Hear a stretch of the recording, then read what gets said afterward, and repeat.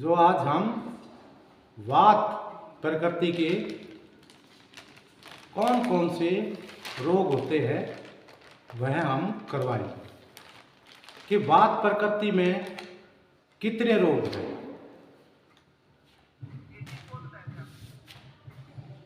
तो ये वात जो है प्रकृति, जैसे इसमें हमारी इसको बोलेंगे वात वायु। तो वायु के जैसे हमारी वात है तो उसमें सबसे पहले तो रस कौन कौन से हमारे मधुर है, खट्टा है और लवण। अब जो मधुर है उसके अंदर कौन सा एलिमेंट है? मधुर में कौन सा एलिमेंट है? पृथ्वी और जल। और फिर हमारा आ गया खट्टा। खट्टे में क्या है? पृथ्वी और अग्नि। पृथ्वी और अग्नि। फिर आ गया हमारा नमक यानी कि लवण। तो उसमें नमकीन, जो उसमें क्या आ गया हमारा? अग्नि और जल। तो उनसे ही हम मेडिसिन हम प्लांटों से तैयार करते हैं। तो ये जितने भी वात रोग हैं ये किससे खत्म होंगे? मधुर रस से, खट्टे से और लवण से। फर्स्ट जैसे हमारा नाखूनों का टूटना। फर्स्ट क्या हमारा? नाखूनों का टूटना। अब जैसे नाखून टूटते हैं तो इसमें क्या चीज बढ़ी? सर उसमें कैल्शियम की कमी होगी, प्रोटीन की कमी होगी। जैसे हम नाखून टूट रहे हैं तो वायु है, वायु वहां पर गमन नहीं कर रही। तो यहाँ किसको वृद्धि करना है? वायु को क्या करना है? अपने संयन करना है वहां। तो वहां पर अग्नि को क्या करना है? वहां पर बढ़ाना है। बढ़ाना है किसको? अग्नि को। अब वहां न्यूट्रिशन जैसे हमारी जाएंगे तो हमारे नाखून टूटना बंद हो जाएंगे। फिर हमारा सेकंड है पैरों का फटना। पैरों का फटना, पैरों में पीड़ा होना। अब पैरों में पीड़ा हुई तो इसमें क्या हुई? हमारी जो वायु है वो क्या हुई? यहाँ पर बढ़ गई। यहाँ वायु बढ़ गई। तो वायु को यहाँ कौन सा प्लांट देंगे हम? जिसके अंदर मधुर रस हो।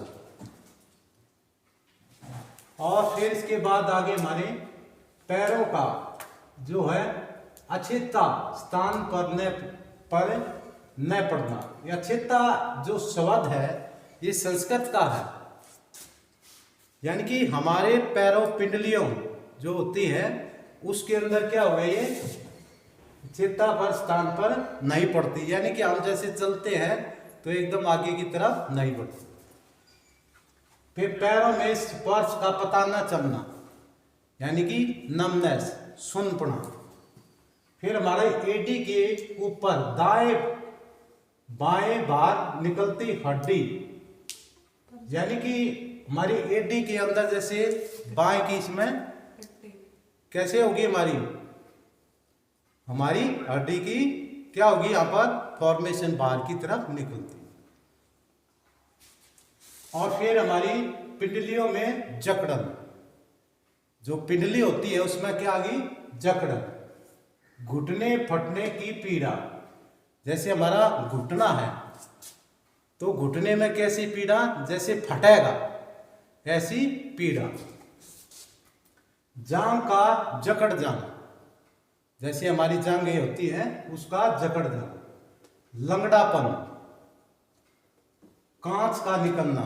कांच का होता है ये हमारी कौन सी? एनएस जो प्रोलेप्सी होती है, या कि इंटेस्टाइन हमारी बाहर की तरफ निकलती है, उसको हम कांच का निकलना कहते हैं। फिर आगे हमारी लिंग का जकड़ जाना, यानी कि पेनिस क्या होते हैं, इसमें स्टीफनेस आ जाना।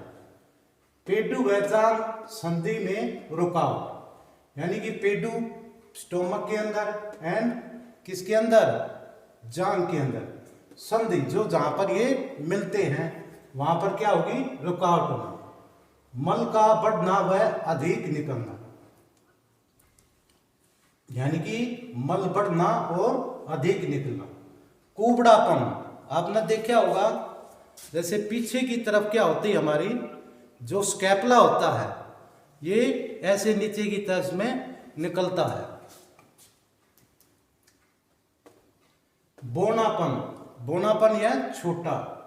पीठ का जकड़ जाना, पीठ में जकड़न, पेट में मरोड़। फिर आता हमारा पेट में एक समान पीड़ा, यानी कि पेट में एक समान पीड़ा होना। हार्ट फेल होना, हृदय का कार्य बंद हो जाना, हृदय की धड़कन बढ़ जाना।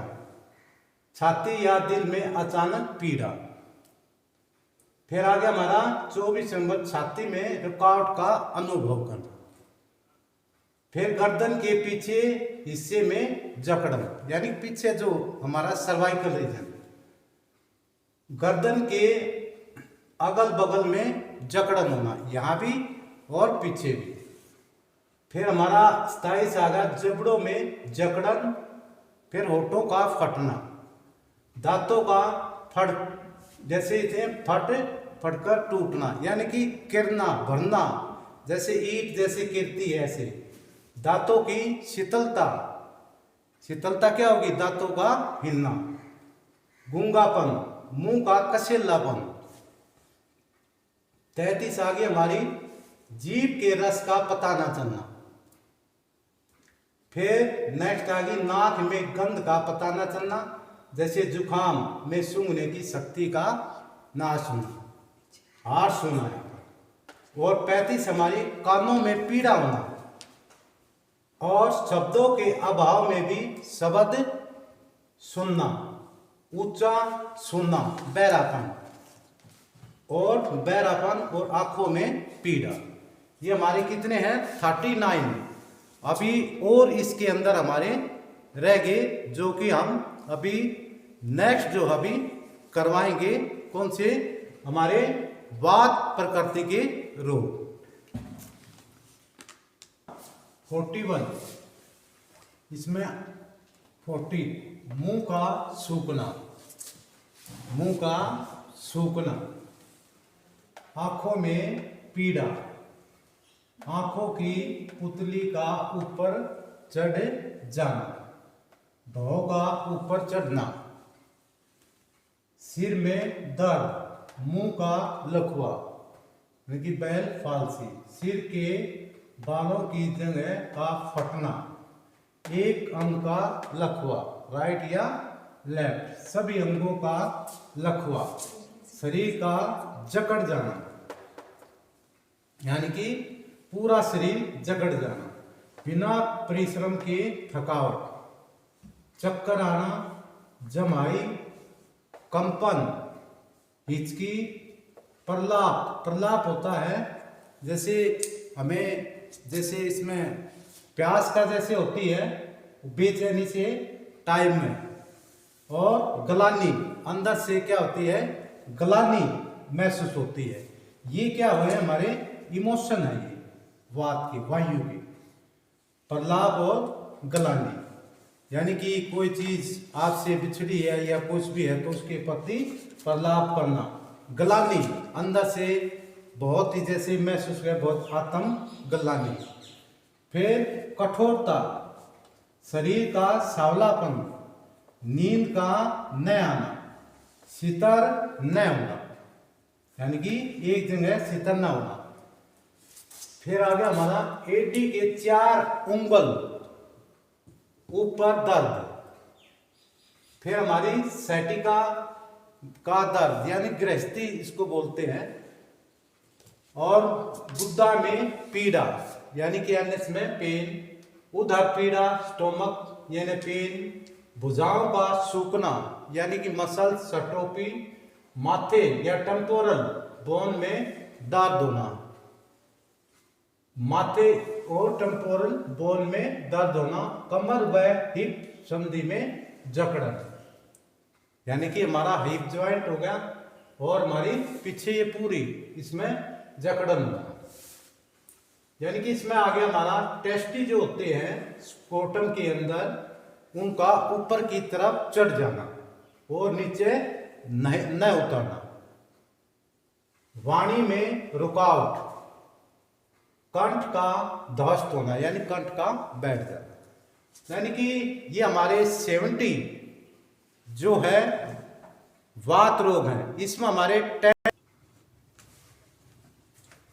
अब हमारे शरीर में 5 प्रकार की वायु है, जैसे प्राण वायु कहाँ हमारे हृदय और मस्तिष्क में, फिर उदान हमारी कंठ में, स्मान नाभि में, अपान पक्वाशय गाल ब्लैडर में, और व्यान पूरे शरीर में घूम रही है। ये क्या हमारी 5 वायु। प्राण, इसका जो मुख्य स्थान है वो क्या हमारे हृदय, मस्तिष्क और मुख, जीभ, कंठ, नासिका में भी ये काम करती है। ये ज्ञान इंद्रियां, हृदय, वात नाड़ियां व प्राण को धारण करना, जैसे इसमें थूकना, अडकार लेना, श्वास निश्वास, अन्न को अंदर प्रवेश करना। इसके दूषित होने पे क्या होगी, हमारी हिचकी व श्वास आदि रोग होते हैं। इसके स्थान पर क्रम व रोग में संबंध रखने वाली परिस्थितियों में इसका ध्यान रखना चाहिए। फिर आगे हमारी उदान, इसका जो मुख्य स्थान कहाँ हमारे कंठ में, ये नाभि समस्त छाती कंठ व नाक से जाता है। इसे वाणी, गीत आदि की प्रवृत्ति होती है। ये दूषित होने पर स्वर यंत्र या गूंगापन या मुंह के रोग, तुतलाना आदि एवं स्वर भेद कर देता है। हिचकी श्वास लेने में भी ये सहायक होता है। इसके स्थान कर्म एवं अन्य रोगों के भी परिस्थिति में ध्यान रखना चाहिए। तो ये हमारे प्राण उदान। अब नेक्स्ट होगा हमारा इसके अंदर स्मान, कौन सा थर्ड होगा हमारा अब स्थान, कौन सा अपान का ये स्मान, थर्ड हमारा स्मान होगा। कौन सा आ गया थर्ड स्मान। अब स्मान ये कहां पर है, ये भाई ये नाड़ी मंडल में रहता है, पर पेडू के अतिरिक्त समस्त उदर में घूमता है। अन्न पचाने में अग्नि को सहायता देता है। अन्न के उत्पन्न रस, मल और मूत्र पक्वाशय कारण इसका मुख्य कार्य है। इसके दूषित होने पर अतिसार, ग्रहणी रोग का गोल आदि रोग होते हैं। इसके स्थान पर कर्ममय रोग अन्य पृथ्वी पर ध्यान देना चाहिए।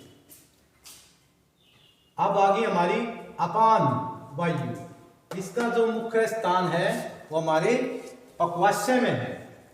गुद्दा, मूत्राशय, शुक्राशय, अंडकोश आदि पेटू के अंगों में भी इसका काम करता है।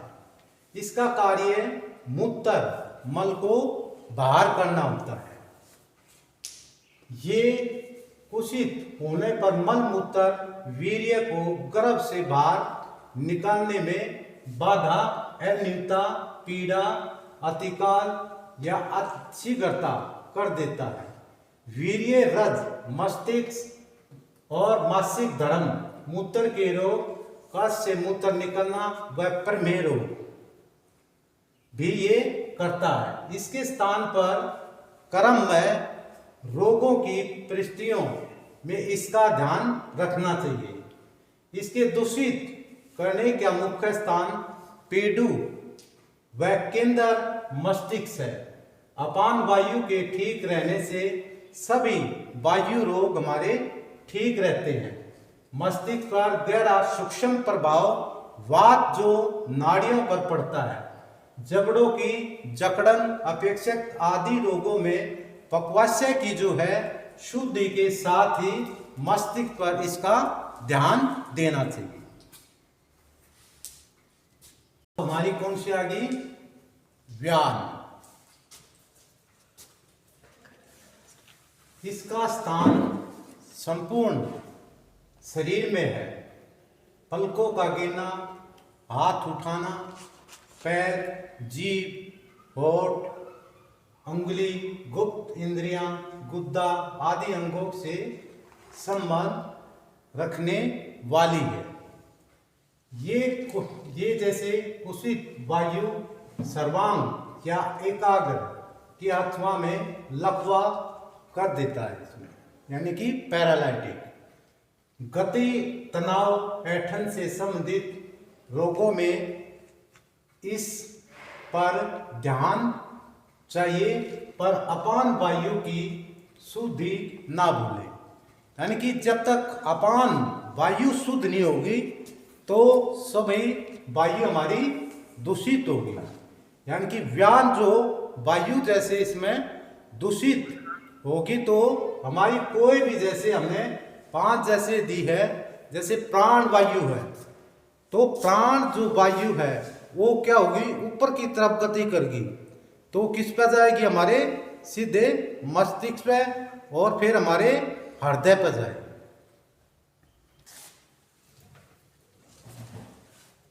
अब हमारे क्या आगे? इसके वायु के इमोशन। क्या आगे? हमारे वायु के इमोशन कौन कौन से? लालच, अधिक लालच, दूसरों पर निर्भर, अपने तक सीमित और स्वार्थी। ये किसके हैं? वायु के ये 5 इमोशन होते हैं। तो हमारा आज का जो टॉपिक था वो अभी कंप्लीट हुआ। किसके ऊपर था? हमारा वात प्रकृति के रोगों पर। ये हमारा वात प्रकृति